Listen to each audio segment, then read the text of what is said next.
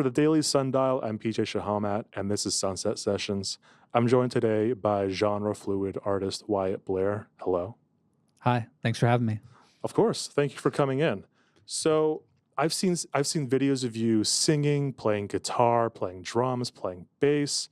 I'm curious where your music career started. I read online that you started learning drums with your dad around 13, but what is the trajectory to go from 13 to current Wyatt Blair?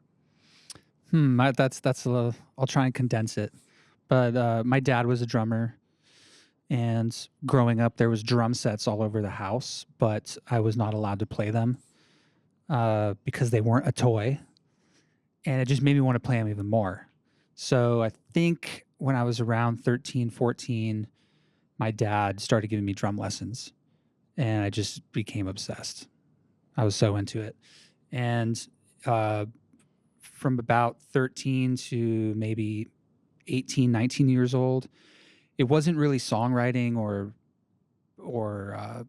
producing or anything like that. It was strictly drums. That was all I did. And I did jazz band. I did marching band in high school. I went to college for jazz drumming. And it was about after the first year of college, I just wasn't into it, um, and started experimenting with songwriting and trying other instruments. And yeah, I guess the jazz drumming hit a glass ceiling for me. I wasn't good enough to, go deep into that world. And so I just wanted to experiment. And so, yeah, that basically is what morphed me learning other instruments and just having a bunch of friends around me that played other instruments too. So it was really inspiring, and I never really had to take a lesson, quote unquote, because my friends would just show me stuff. And that just snowballed from there, essentially. What was the second instrument you learned? Guitar. Okay. Yeah. Is that when you started songwriting a bit more? Yeah, basically. Yeah, just learning the standard 6 or 8 chords.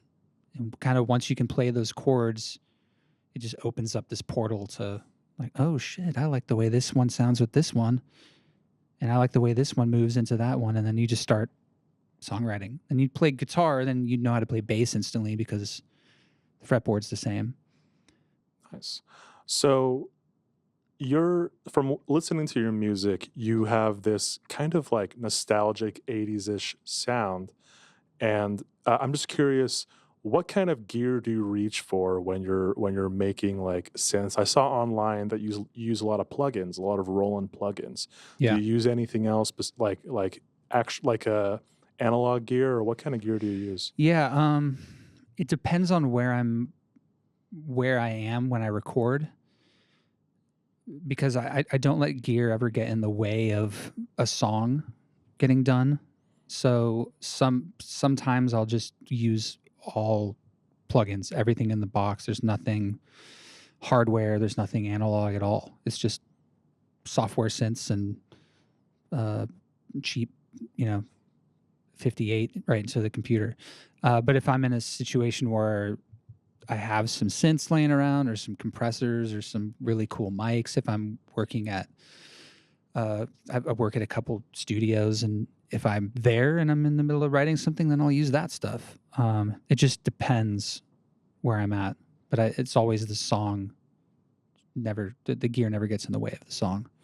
So a few weeks ago, we had a lollipop band, Jacqueline Rowe. You are the founder of Lollipop Records, and a few weeks ago we had Jacqueline Rowe come in for a recording, and they mentioned that someone had left a harpsichord in the studio. Do you ever use the equipment that other people use as well? 100%. Okay. 100%. That's the rule. Okay. What is what is probably like the weirdest thing that someone's left at the studio? A didgeridoo, or no, not didgeridoo. Or yeah, didgeridoo. The thing you kind of like blow air into, and it makes that continuous sound. People use it. It's still there. People are using it, and no one knows whose it is. Have you ever utilized what other instruments have you utilized from the studio as well? Uh, anything you can imagine. It's crazy. The harpsichord was a really cool one because it's rare to see a real one that's in working condition. So that was fun. How old was it? I'm gonna guess from the 50s, maybe, if I had to guess. And it was just immaculate condition. There was a band that recorded that left a original Wurlitzer that had the built-in amp and the built-in vibrato and stuff. That was amazing. We've had people leave, Junos and Jupiters and Linn drums and all sorts of that kind of stuff. And so, yeah, the rule is kind of like if you leave it, people are going to use it. Yeah. And you have to be cool with that, or just take it back home. Yeah.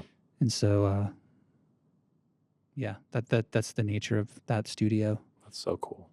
So you did a piece with Voyage LA in 2019 where you said that you kind of started Lolipop Records as a way to help promote your older band, Mr. Elevator and the Brain Hotel. Can you tell me about how you've developed from playing drums in that band to kind of going your own way and doing Wyatt Blair?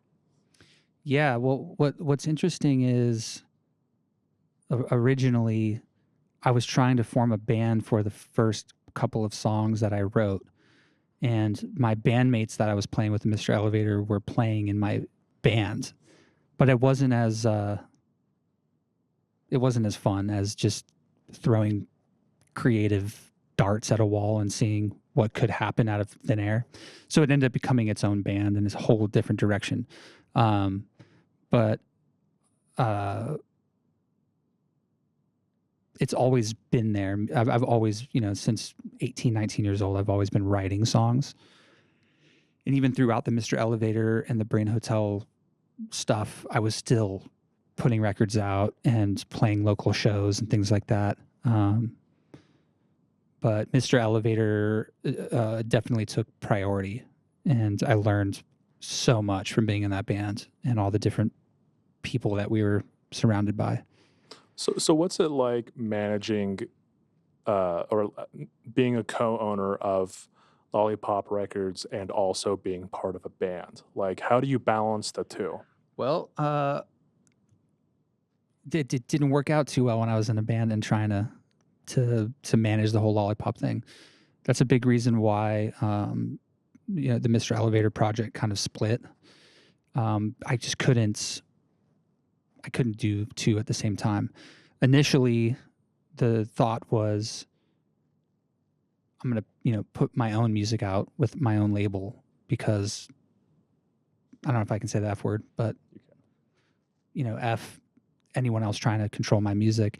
And that was the whole purpose of doing that. But then when we started working with more bands than just our own Mr. Elevator band, the responsibilities started to shift, and I was more interested in the label and putting out music and records, whereas other members in the band wanted to just focus on the band and not the label.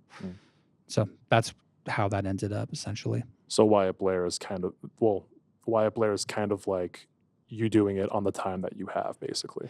Yeah, I do it on the time I have. I don't try and pigeonhole myself in any direction. It's like my little safe space musically, and I have a rotating member of members in my band, and I just make whatever music I want that makes me laugh or giggle.